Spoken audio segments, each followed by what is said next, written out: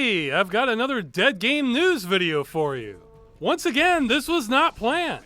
Apple is facing a class action lawsuit for telling consumers they can buy movies and TV shows. Games. Add games. Add games to the list. Add games.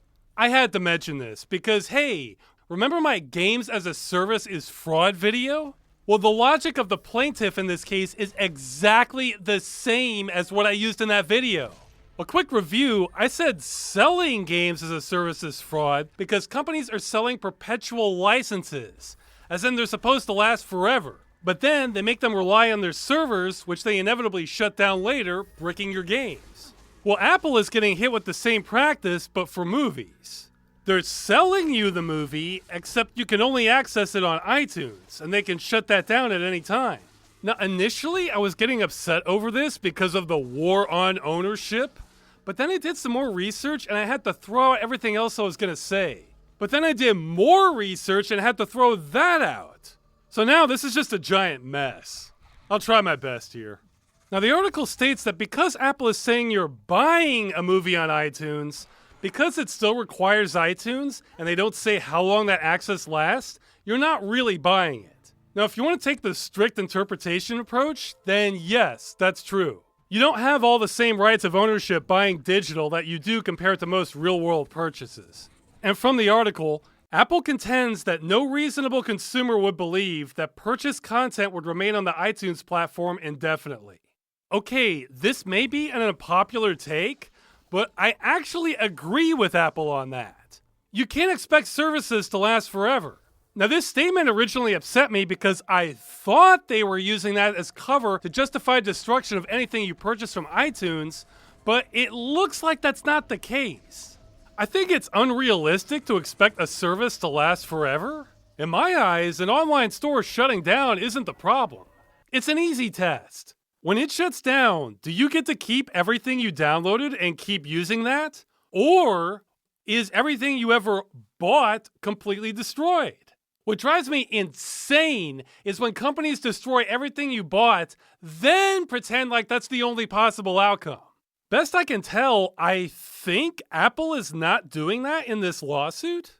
Sort of. I found out later that Apple did let you download the movies that you bought offline to watch at 1080 resolution, but not 4K. So yeah, if Apple sold people the 4K copies of the videos, but didn't let them download them, then whoa, we are back to fraud territory again. So yeah, throw the book at them for that. And there's a possible twist here. Now, I don't know because I've never used iTunes, but if Apple let you watch the movie offline, but they tied it to the hardware you were watching it on, then we're in a gray zone because then the survival of the movie is tied to your hardware, which is not good. But for the sake of argument, let's pretend Apple never sold the 4K copies and you could download the movies you bought. In that case, I'm still not sure this lawsuit would be a good thing in its current form. Okay, you'll have to forgive me that I wasn't able to grasp all the details of this lawsuit, because I'd rather walk out into traffic than attempt a legal analysis of this right now. Especially since I'm not a lawyer. This would take me days to decipher. But let me convey my concern with this case, and then somebody who does know the law can weigh in if this is happening or not. I think the lawsuit isn't making a distinction if you could download the movies you bought or not. If that's true, then this is a yikes situation, because I think what the lawsuit is asking for is impossible. It seems like its main issue is Apple using the word buy. It implies you always have access to your media, which means the Apple Store would have to remain online forever, which isn't realistic. But the thing is, they allowed you to download the movies and watch them offline indefinitely. This distinction is so important to me. This is everything.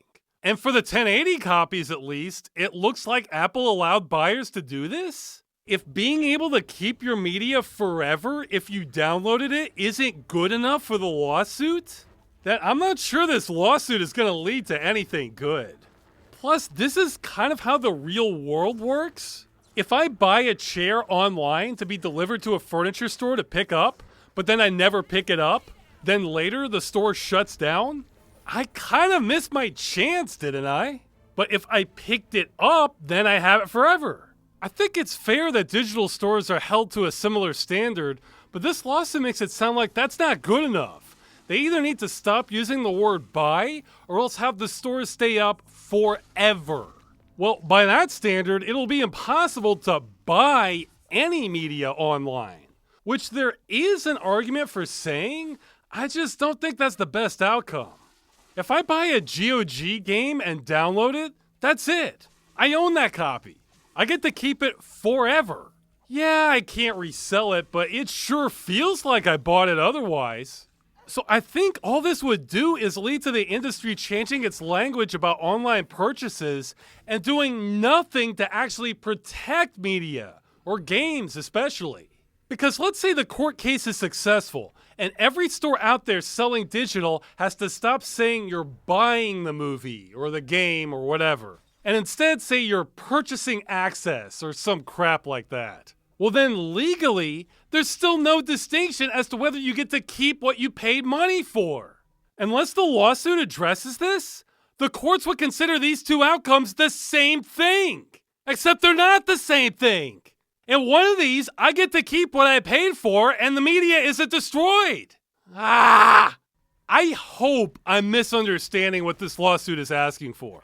But if I'm not, this is not going to be a long-term win for consumers. We need to make this the standard and work backwards from that. Not play games with the language and still allow media you paid for to be destroyed. I don't care what we call it, I care what you get. Okay, I wanted to chime in on that. I probably confused people. Let's hope I'm the one who's actually confused here, because if not, this is bad. That's it. Hopefully there won't be more dead game news anytime soon.